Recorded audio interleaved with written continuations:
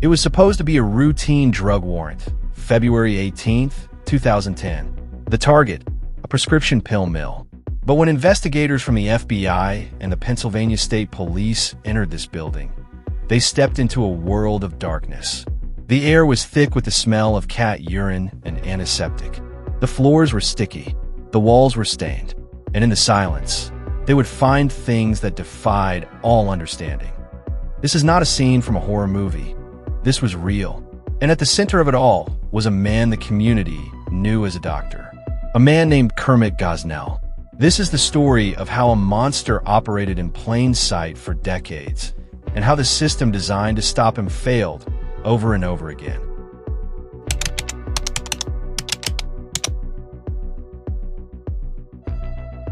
The story of Kermit Gosnell is one of the most harrowing and complex true crime stories of the 21st century. It's a story that forces us to confront uncomfortable questions about oversight, accountability, and the very nature of evil.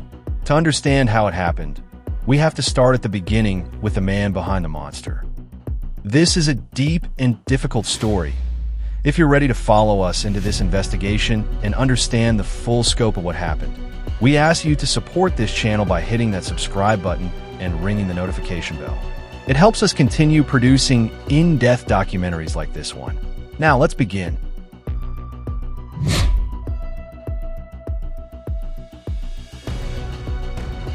Kermit Baron Gosnell was born in Philadelphia in 1941. He was a bright student, attending the University of Pennsylvania and graduating from the prestigious Thomas Jefferson University Medical College in 1966. He completed his residency at Cleveland Metropolitan General Hospital. In the early 1970s, he returned to Philadelphia and opened his practice, the Women's Medical Society, at 3801 Lancaster Avenue. At first, he was seen as a pillar of the community. He was a finalist for Young Philadelphian of the Year in 1972. He presented himself as a compassionate doctor serving the poor, the marginalized, and women of color in a neighborhood where medical options were limited.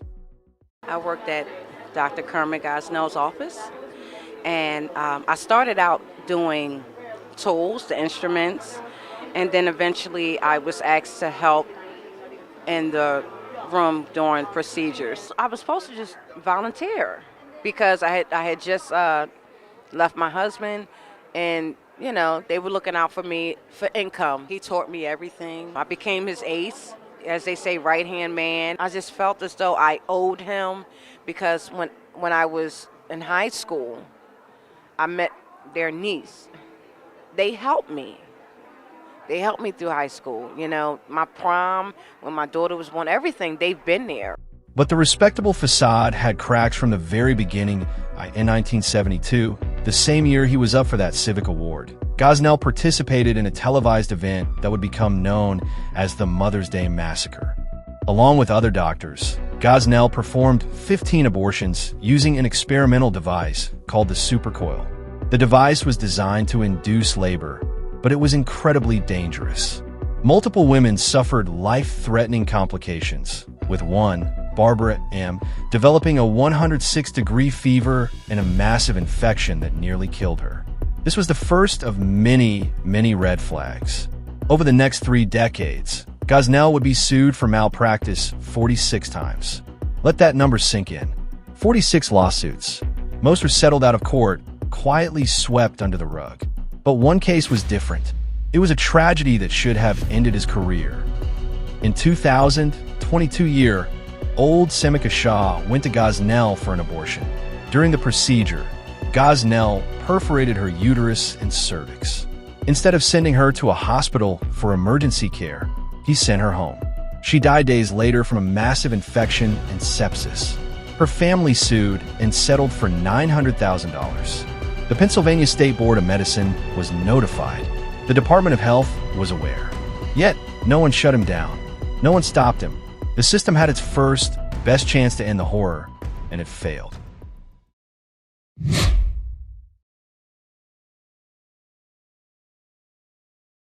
The investigators on that February night in 2010 were hardened professionals. They had seen the worst of humanity. But nothing prepared them for the Women's Medical Society. The grand jury report would later use words like filthy, deplorable, and disgusting, but those words barely scratched the surface. They found outdated, broken medical equipment. They found jars of urine-soaked gauze. They found semi-conscious women, groaning in dirty recliners in a recovery room that looked more like a torture chamber. And then they found something that moved this from a case of gross negligence to something far, far darker. In total, they found the remains of 47 fetuses. Some were stored in freezers, some in jars, some in a refrigerator, and some of them were far larger than any abortion law should have allowed. This was no longer a pill-mill investigation. This was a homicide investigation. As the investigation deepened, the picture of Gosnell's practice became clearer. It wasn't a clinic, it was a charnel house masquerading as medicine. Unsterile equipment. Surgical instruments were reused without proper sterilization. They were rinsed in cold water and wiped with alcohol pads. Untrained staff. Gosnell employed staff with no medical training. His anesthetist was a high school graduate with no certification. His assistants included a teenage girl. Dangerous protocols.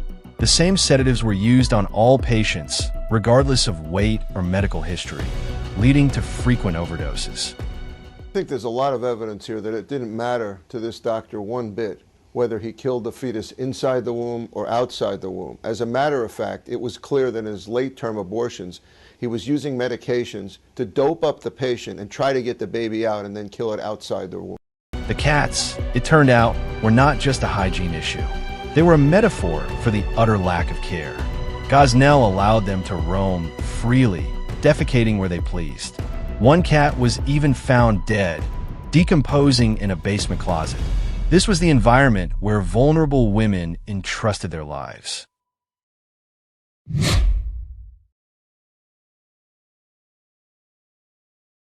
The victims of Kermit Gosnell fell into two heartbreaking categories. The first were the women. In November 2009, 41-year-old Karnamaya Mangar, a refugee from Bhutan who had spent 18 years in a Nepalese camp, came to America for a better life. She was a mother, a wife. She went to Gosnell's clinic for an abortion. Gosnell's unlicensed staff administered a lethal cocktail of drugs. They gave her repeated doses of Demerol and other sedatives, far beyond safe limits.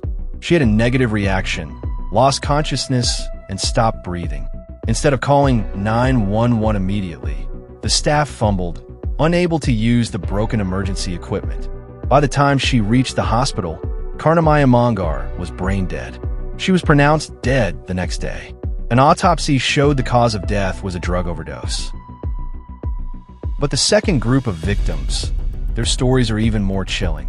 They were the babies. Multiple employees testified that it was routine practice for Gosnell to perform illegal, late-term abortions. He would induce labor, and the women would deliver live, viable babies. And then he would kill them. One employee, Sherry West, testified about a baby she described as so large, she joked it could have walked me to the bus stop. Another baby, known only as Baby in the trial, was estimated to be nearly 30 weeks gestation. He was moving and breathing for 20 minutes before Gosnell snipped his neck. The grand jury estimated that hundreds of infants were killed this way over the years. Gosnell had become a serial killer, and his victims were the most innocent among us.